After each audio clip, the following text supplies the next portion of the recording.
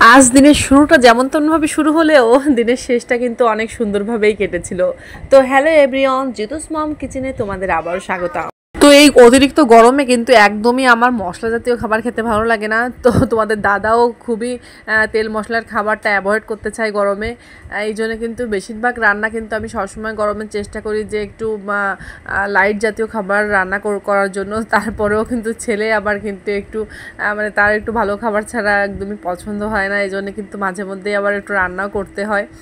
তো যাই হোক, আজকে কিন্তু একটু লাইট খাবারই রান্না করেছিলাম। তো আজকে কিন্তু রান্না করেছিলাম উস্তে আলু দিয়ে কিন্তু বড় মাছের একটা ঝোল রান্না করেছিলাম। এটা কিন্তু বেশ ভালো লাগে।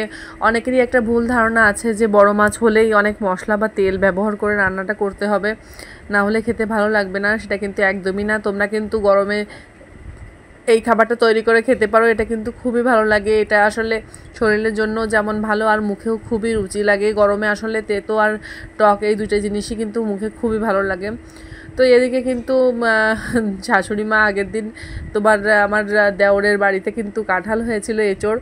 তো ওটা কিন্তু দিয়ে গিয়েছিল, কিন্তু এঁচোড়টা কিন্তু একেবারেই জালি ছিল। তো তখন বুঝতে পারিনি, কেটে রেখে দিয়েছিলাম। তো সামান্য পরিমাণ মশলা আগে থেকে ফ্রিজে করা ছিল, তো সেটুকু দিয়েই কিন্তু এঁচোড়টা রান্না করে নিয়েছিলাম।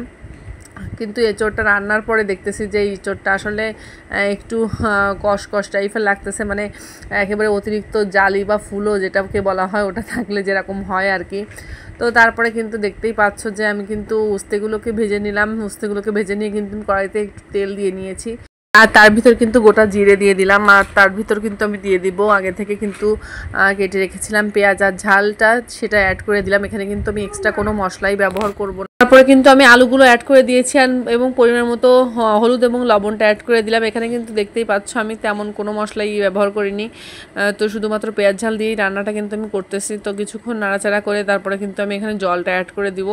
তো আগে থেকে কিন্তু মাছ এবং উস্তেটা কিন্তু আমি ভেজে রেখেছিলাম, ওটা আগে থেকে অ্যাড করলে কিন্তু উস্তেটা তাহলে কিন্তু ঝোলটা একটু তেতো ভাব হবে। তো সেক্ষেত্রে তোমরা যদি তেতোটা পছন্দ না করো, আমার মতো কিন্তু উস্তেটা একেবারে লাস্ট পর্যায়ে তোমরা দিতে পারো। তো আমি কিন্তু এই যে এই পর্যায়ে ঝোলটাকে ঢেকে দিয়েছিলাম জল দিয়ে, পরিমাণ মতো ঝোলটা অ্যাড করে দিয়ে। তো তারপরে কিন্তু আমি যখন ফুটে উঠেছে ভালো করে, সে পর্যায়ে কিন্তু আগে থেকে এই যে উস্তে এবং মাছটা দিয়ে দিলাম। দেখতেই পাচ্ছ রান্নাটা কমপ্লিট হয়ে গেছে। আর এই যে আমরা কিন্তু সন্ধ্যার সময় কিন্তু চলে এসেছিলাম এখানে রূপসনাতন ধামে। আমাদের এখানে খুবই নাম করা এই ধামটা।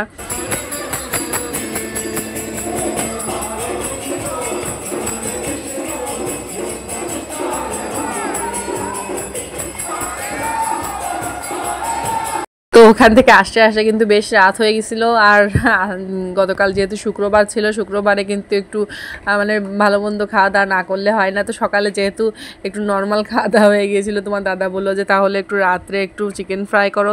ওখান থেকে ফিরে কিন্তু একটু চিকেন ফ্রাই করে নিয়েছিলাম, আর সেটা তো ছেলে খুবই মজা করে খেয়েছিল। তো আজকের ভিডিওটা এই পর্যন্তই। সকলে ভালো থাকবা, সুস্থ থাকবা।